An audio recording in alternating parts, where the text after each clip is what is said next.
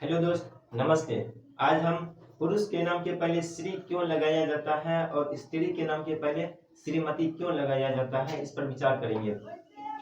श्री यानी देवी लक्ष्मी को श्री कहा गया।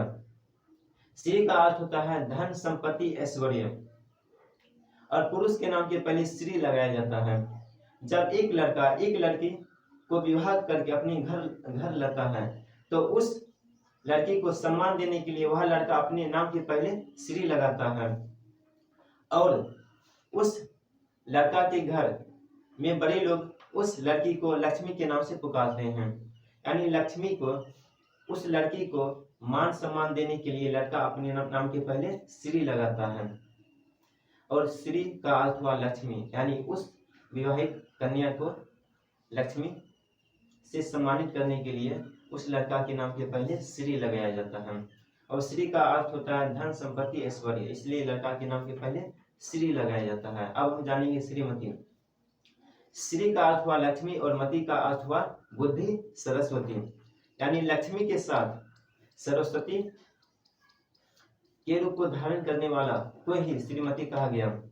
जब लड़की को विवाह करके घर लाया जाता है तो पढ़ाया, उसके बाद विवाह के बाद लड़की के नाम के पहले श्री का प्रयोग किया जाता है।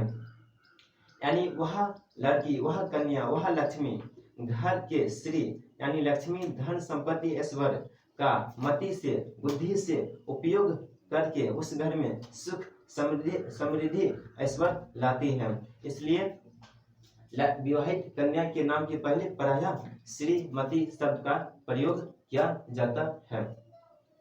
मति का अर्थ हुआ बुद्धि और श्री का अर्थ हुआ धन, संपत्ति, ऐश्वर्य। यानी लड़की जिस घर में विवाह करके लाई जाती है उस घर में लड़की अपने बुद्धि का प्रयोग करके श्री मतलब धन, संपत्ति का अच्छे से उपयोग करके उस घर में ऐश्वर्य, धन, संपत्ति में वृद्धि करती है। इसलिए लड़की के नाम के पहले प्रायः श्रीमती शब्द का प्रयोग किया जाता है।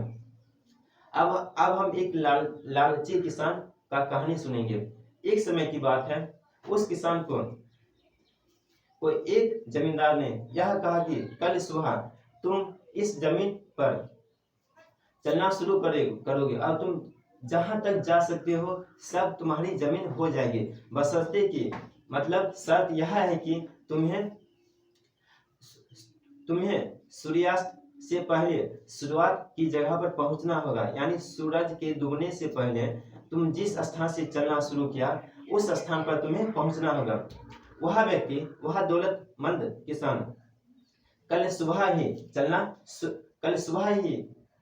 कल बहुत जल्दी ही उस स्थान पर पहुंच गया और वह सुबह में चलना शुरू कर दिया। वह तेजी से चलने लगा क्योंकि उसे जिंदगी में धन पाने का एक सुनहरा अवसर मिला और वह उस अवसर को खोना नहीं चाहता था। वह व्यक्ति तेजी से चलने लगा और वह चलते चलते काफी दूर तक चला गया। उस व्यक्ति को अचानक अपनी शर्त याद आ गई। तब वह व्यक्ति काफी दूर चला गया और वह लौटने लगा। वह डूबते हुए सूरज पर भी नजर रख रहा था।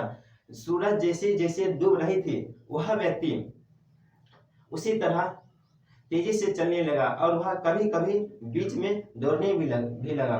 वह व्यक्ति उस स्थान तक हर हालत में पहुंचना चाहता था, इसलिए वह व्यक्ति दौड़ने लगा।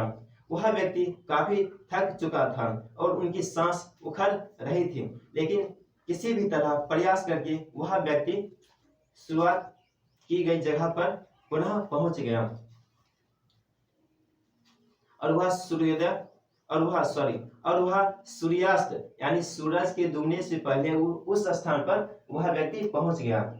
वह सारा जमीन उस किसान का हो गया, लेकिन उस स्थान तक पहुंचते ही वह व्यक्ति गिर पड़ा और वह व्यक्ति चल बसा, मतलब वह व्यक्ति मर गया, उसकी मृत्यु हो गई, वह मौत को प्राप्त किया।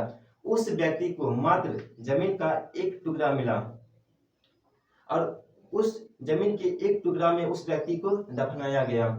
यानी वह अधिक लालच के चक्कर में उसे मात्र जमीन का एक टुकड़ा मिला।